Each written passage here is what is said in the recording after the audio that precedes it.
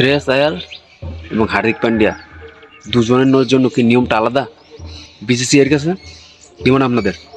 হ্যাঁ, যে মানুষটা আইসিসির মতো ইভেন্টে ওয়ার্ল্ড কাপে বড় মঞ্চে ভারতের হয়ে 500+ রান করছে এবং এভারেস্ট 66, যে মিডল অর্ডারটা সামলাইছে, তাকে আপনারা কন্ট্যাক্টে রাখেন না টেস্ট 24-এর।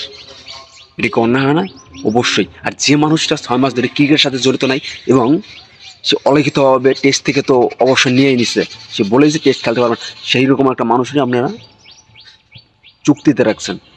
আর যে শ্রেয়াস যে মূল ভূমিকা রাখছে মিডল অর্ডারে বিশ্বকাপে, আপনারা তাকে কন্ট্যাক্টে রাখেন নাই। এটা কি অন্যায় হয় না? অবশ্যই। ঈশান কিষানের ডবল সেঞ্চুরি ব্যর্থ যেতে পারে, 50 ব্যর্থ যেতে পারে, কিন্তু আপনি ঈশান কিষানকে কীভাবে, শ্রেয়াস আয়ারের কীভাবে বাদ দিতে পারেন? যে মানুষটা ওয়ার্ল্ড কাপে এত সুন্দর পারফরমেন্স হচ্ছে এবং তার পারফরমেন্স ধারাবাহিকভাবে আছে। এ হতে পারে লাস্ট 2 ইনিংস তার ভালো খেলা না, কিন্তু তার পরিসংখ্যান ভালো রাখতে পারতেন।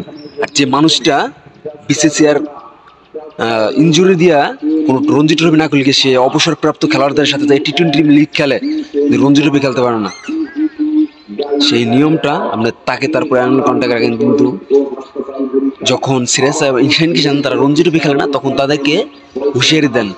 নিয়মটা কি হার্দিক পান্ডিয়ার জন্য আলাদা আপনাদের বিসিসিআই এর কাছে? বিসিসিআই একটা সিদ্ধান্ত নিয়েছিল, খুশি হয়েছিলাম, যেখানে যারা রঞ্জি ট্রফি ঘরোয়া লিগ খেলবে না তাদেরকে চুক্তিতে রাখা হবে না, ঠিক সিদ্ধান্ত ছিল। আপনারা এটা কি করছেন? হার্দিক পান্ডিয়ার মতো প্লেয়ার রেখে কি দিছে লাস্ট একটা বছর? হার্দিক পান্ডিয়া কি দিছে আপনাদের? কিচ্ছু দেয় না, কিন্তু শ্রেয়াস আয়ার দিচ্ছে। আপনারা সেই মানুষটাকে রাখছেন। আর যে মানুষটা টি-20, ওডিআই, টেস্ট 3 ফরম্যাটে পার্মানেন্ট, তাকে আপনারা রাখেন না। নিয়মটা আলাদাই করছেন আপনারা হার্দিক পান্ডিয়ার জন্য, যেখানে কুলদীপ যাদব নিয়মিত দলের জন্য, তাকে আপনারা সি ক্যাটাগরিতে রেখে দিচ্ছেন। কি বলবো আপনাদের কমন সেন্স দেখলাম মাথা মাঝে।